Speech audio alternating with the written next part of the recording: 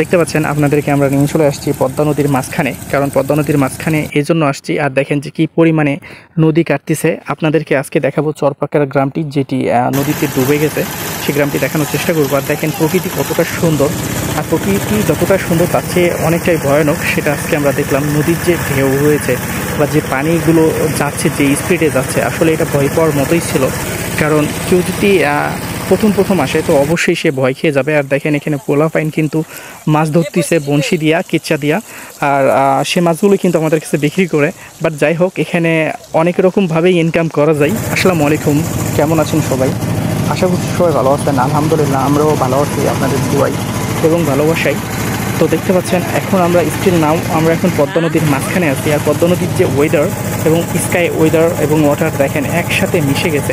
আসলে এই দৃশ্যতে যদি আপনি আসেন নিজেকে হারাই ফেলবেন। যদিও পদ্মা নদী অনেক ডেঞ্জার, তারপরেও কিন্তু এই দৃশ্য দেখার পরে এতটাই ভালো লাগছে। কিন্তু ভালো যখন লাগে আর যখন পানির দিকে তাকাই তখন কিন্তু অনেকটাই ভয় লাগে। তারপরেও it's okay, no problem, it's well for us. এটা কিন্তু আমাদের জন্য খুবই ভালো। আসলে কি বলবো, আপনাদের কিছু বলার ভাষা নেই যে আসলে এতটা সুন্দর। আর আমরা এই সুন্দর প্রকৃতির মধ্যে দিয়ে যাচ্ছি আমরা সেই চরপাকার গ্রামে, যে গ্রামটি ডুবে গেছে। আপনারা অনেকেই জানেন যে ইন্ডিয়ার যে বেড়িবাঁধটি রয়েছে এখান থেকে মাত্র 4 থেকে 5 কিলোমিটার হবে আমাদের নৌকার কাছ থেকে। 5 থেকে আর কি 4 কিলোমিটার হবে।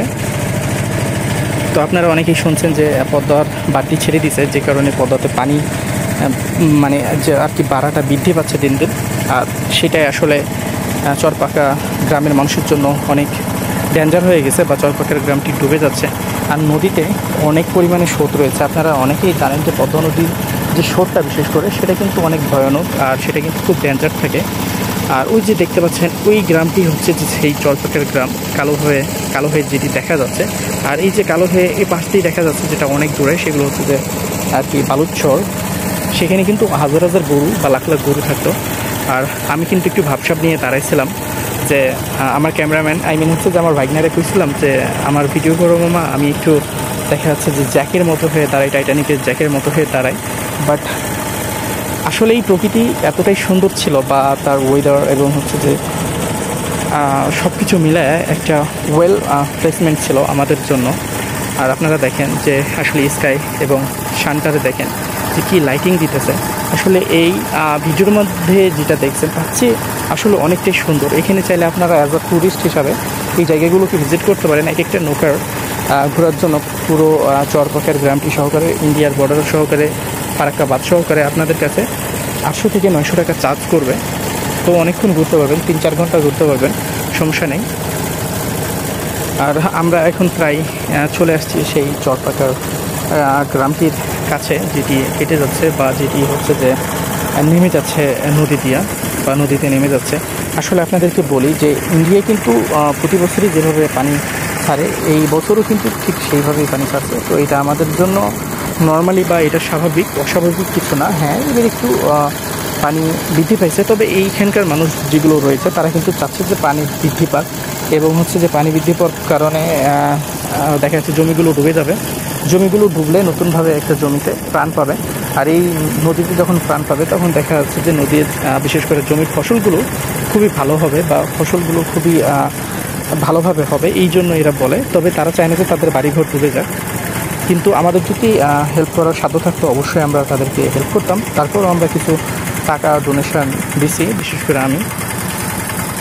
আর এই যে দেখেন এই যে পদ্মা নদীর মধ্য দিয়ে যে ভূমকুড়িটা মারে মধ্য থেকে, যে মনে হচ্ছে যে নিচ থেকে কেউ যেন একজন অনেক বড় একটা যন্ত্র দিয়ে পানিগুলোকে উপরে ঠেলা দিচ্ছে, এরকম একটা বিষয়। যে দেখেন এখানে বারুলের মতো পানিগুলো ঘুরতেছে। তো এখানে আমাদের নৌকাটা যদি পড়ে তো দেখা যাচ্ছে নৌকাটাকে বো করে ঘুরাইব, ঘূর্ণিপাকের মতো ঘুরাইব। তো আসলে এই পদ্মা নদী অনেকটাই ডেঞ্জার। তারপরেও পদ্মা নদী যে ওয়েদার এবং হচ্ছে যে এর আশেপাশে, পদ্মা নদীর আশেপাশে যে বিশেষ করে প্লেসমেন্টগুলো আছে সেগুলো কিন্তু আসলে দেখার মতো। হয়তোবা অনেকটাই আমরা প্রতি 1, 2, 3, 4, 5 পর্যন্ত এইরকম দৃশ্যগুলো আমরা বইয়ের মধ্যে দেখছি, বা বইয়ের মধ্যে আমরা এই দৃশ্যগুলোকে অনেকটাই ফিল করতাম বা ইমাজিনেশন করতাম যে এই জায়গাগুলোতে যদি আমি আসতে পারতাম। তো এই জায়গাগুলোতে আপনি চাইলে অ্যাজ আ টুরিস্ট হিসাবে ভিজিট করতে পারেন, কোনো সমস্যা নেই। বাংলাদেশের যে কোনো প্রান্ত থেকে এসে আপনারা এই জায়গাগুলোকে ভিজিট করতে পারবেন। এই জায়গাতে আসার জন্য প্রথমে আপনাকে আসতে হবে চাঁপাইনবাবগঞ্জ। চাঁপাইনবাবগঞ্জ থেকে চাঁপাইনবাবগঞ্জে আসবেন, আসার পরে বিশ্ব রোডে নামবেন, বিশ্ব রোডে নামার পরে শিখগঞ্জ আসবেন, শিখগঞ্জ বাজারে এসে আপনারা যদি বলেন বুগলাউড়ির গ্রামে যাবেন, তো বুগলাউড়ির গ্রামে দেখা যাচ্ছে যে 150 নৌকা প্রায় থাকে। তো তাদের সাথে আপনারা কন্ট্যাক্ট করে এই পদ্মা নদী থেকে ভিজিট করতে পারবেন কোনো প্রবলেম ছাড়াই। আর আরেকটা কথা বলি, আলহামদুলিল্লাহ আমাদের চাঁপাইনবাবগঞ্জ জেলার মানুষরা কিন্তু খুবই ভালো এবং খুবই ফ্রেন্ডলি, খুব তাড়াতাড়ি আপনার সাথে মিশে যাবে। কিন্তু দিন শেষে একটাই কথা, ইন্ডিয়া এবার একটু পরিমাণে পানি বেশি চাচ্ছে, তবে এটা আমি মনে করি আমাদের জন্য নর্মাল। ইন্ডিয়াকে আমি কোনো সময় মনে করি না যে তারা আমাদের এনিমি, বাট আমাদের বাংলাদেশের কিছু সংখ্যক মানুষ তাদেরকে ভাবে যে ইন্ডিয়া আমাদের জন্য এনিমি, তারা আমাদের শত্রু। তারা আমাদের শত্রু কীভাবে আপনি বলতে পারেন যে তারা আমাদের শত্রু? দেখেন, ইন্ডিয়াতে আমার পূর্বারই, ইন্ডিয়াতে আমাদের অনেক আত্মীয় স্বজন রয়েছে। তো আমি যতটুকু জানি যে সময়তে আমাদের পানির প্রয়োজন হয় সেই সময়তে ঠিক তাদেরও পানির প্রয়োজন হয়। এখন দেখেন যে আপনি নিজে বাঁচতে পারেন না, আপনি কি আপনার চাচাতো ভাইরে বাঁচাবেন? এটা তো সম্ভবই না।